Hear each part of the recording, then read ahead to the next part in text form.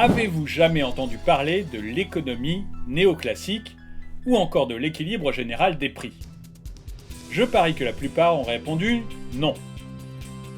Dans cette vidéo, vous allez découvrir qui est Léon Walras, quel a été son apport à l'économie et en quoi il est exceptionnel. Bonjour et bienvenue dans cette nouvelle vidéo de Droma Économie. Aujourd'hui, je vais donc vous parler de Léon Walras. Comme toujours, n'oubliez pas de mettre un pouce vers le haut, de commenter et de partager cette vidéo, ça aide la chaîne à se faire connaître.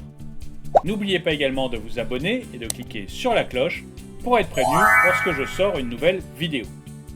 Si vous voulez m'aider à améliorer le contenu de cette chaîne, à la faire connaître ou tout simplement à en vivre, vous pouvez aussi venir me faire un don, même minime, sur Tipeee. J'ai mis le lien dans la description. Un peu d'histoire. Léon Walras est un économiste français du 19e siècle. Il est né en 1834 à Évreux. Dès son enfance, il a été bercé par les théories économiques. En effet, son père, Auguste Walras, était un passionné d'économie et il a manifestement déteint sur son fils. Léon Walras devient plus tard un fervent militant socialiste. Ses connaissances économiques, il va les mettre au service de ses convictions. Ses réflexions vont l'amener à produire une critique des doctrines économiques de Proudhon. Pour prouver aux partisans de Proudhon que les socialistes ne sont pas des utopistes, il devient chef d'une banque en 1864. Celle-ci avait pour but d'encourager les entrepreneurs imaginatifs et audacieux à mettre sur pied leurs entreprises. Toutefois, ce ne sont pas ses exploits de banquier qui l'ont rendu célèbre. Ce sont ses écrits qui en ont fait l'un des fondateurs de l'économie néoclassique. Le fait marquant avec Walras, c'est qu'il a eu beaucoup de mal à trouver sa voie. À la différence de nombreux de ses pairs, il a entrepris une formation supérieure en sciences sociales après plusieurs tentatives en ingénierie. Ses convictions politiques n'ont pas facilité la reconnaissance de ses contemporains. Au final, c'est 40 ans après sa mort, en 1950, que les travaux de Walras seront appréciés à leur juste valeur par John Hicks. Grâce à ce dernier, la théorie de Walras va connaître un immense succès. D'ailleurs, en 1954, dans son ouvrage Histoire de la pensée économique, Joseph Schumpeter le désigne comme le plus grand de tous les économistes. Désormais, il est aussi connu comme l'un des précurseurs de l'école de Lausanne. Pour en savoir plus sur le modèle walrasien, ne ratez surtout pas la suite de la vidéo. Le modèle walrasien. Les travaux de Walras ont consisté à démontrer que l'équilibre général de la concurrence était optimal. Dans son ouvrage Éléments de politique économique pure, en 1874, je vous ai mis un lien dans la description, il émet l'idée que l'atteinte de l'équilibre de concurrence parfaite permettrait le plein emploi de toute la population active. Pour lui, le besoin d'acquérir un bien est influencé par la satisfaction qu'apporte la consommation du dit bien. Cette satisfaction doit être supérieure à l'effort consenti pour l'acquérir. Si la satisfaction est égale ou inférieure à l'effort d'achat, alors la consommation cesse, ce qui signifie que l'utilité du bien est égale au prix du bien. L'exemple de Paul. Pour illustrer ce raisonnement, considérons Paul. Paul boit de temps en temps du vin acheté au supermarché. Il aime son goût et la sensation qu'il lui procure. Mais surtout, ce vin est plutôt abordable, moins de 20 € par bouteille. Le voisin de Paul est vigneron. Il lui propose son nouveau cru en lui promettant qu'il a très bon goût.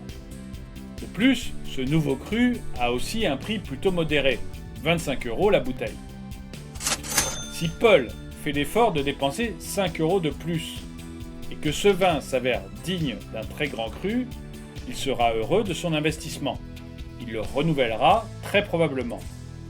Si par contre le vin est moins bon ou aussi bon que celui qu'il achète en supermarché, il n'éprouvera aucune satisfaction. Donc, il n'éprouvera pas le besoin d'acheter à nouveau le vin de son voisin.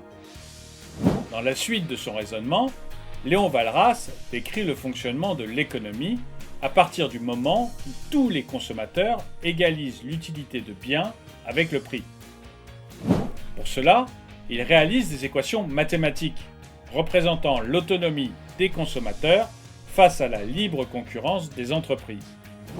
Ces calculs le conduisent à la conclusion qu'il existe un système des prix qui crée l'équilibre entre l'offre et la demande.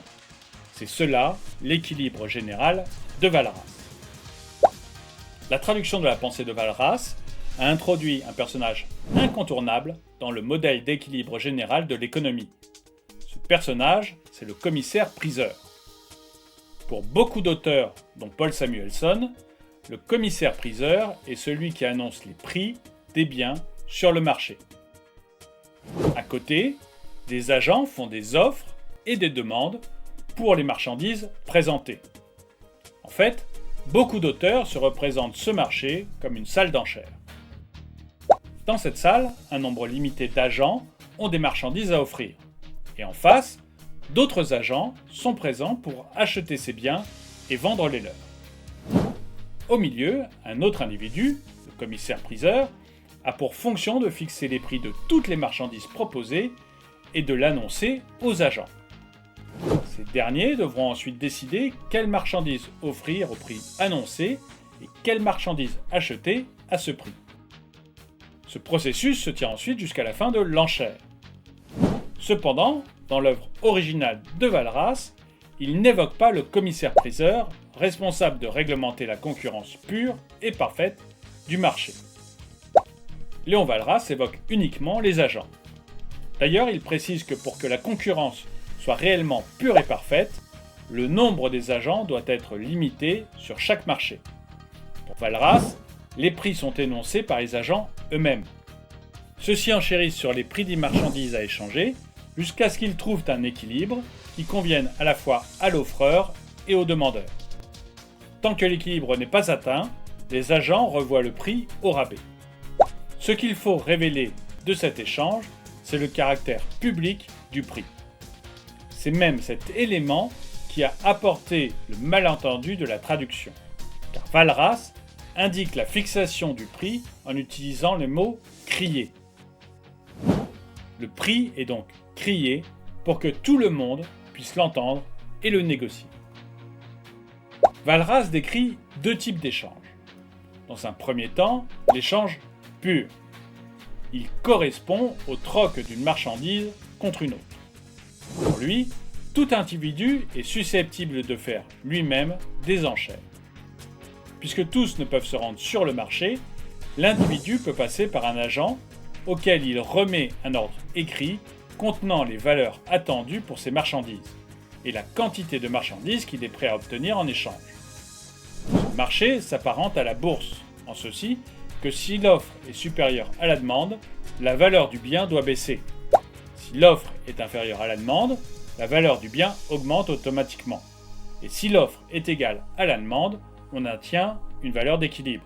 Et donc, l'échange peut avoir lieu. Pour l'illustrer, prenons l'exemple d'un marché où l'on échange du lait contre du miel. Marie a 5 litres de lait à troquer contre 2,5 litres de miel. Et l'acheteur de lait ne veut que 2 litres. Marie est donc obligée de baisser la quantité de miel désirée pour qu'elle soit équivalente à la quantité de miel demandée. Et vice-versa pour le vendeur de miel. Pour que l'échange ait lieu, le vendeur de miel doit être d'accord de donner 1 litre de miel contre les 2 litres de lait de Marie. Si les deux protagonistes sont d'accord, alors l'échange peut avoir lieu. Dans un second temps, Walras analyse la production. Ici, les agents du marché sont connus. Les propriétaires fonciers, les capitalistes et les travailleurs achètent des produits et vendent des services producteurs. En face, les entrepreneurs vendent leurs produits et achètent des services producteurs. Les agents atteignent la concurrence pure et parfaite dans cette théorie grâce à la double liberté. En effet, les entrepreneurs sont libres d'augmenter leur production lorsqu'ils font du profit. Sinon, ils peuvent la réduire en cas de perte. Tandis que les autres acteurs du marché sont libres de vendre leurs services au rabais ou d'acheter les produits aux enchères. Que pensez-vous de cette vidéo? N'hésitez pas à me le dire dans les commentaires. N'oubliez pas de partager la vidéo, de vous abonner et de cliquer sur la cloche pour être prévenu lorsque je sors une nouvelle vidéo. Et encore un grand merci à ceux qui m'aident sur Tipeee.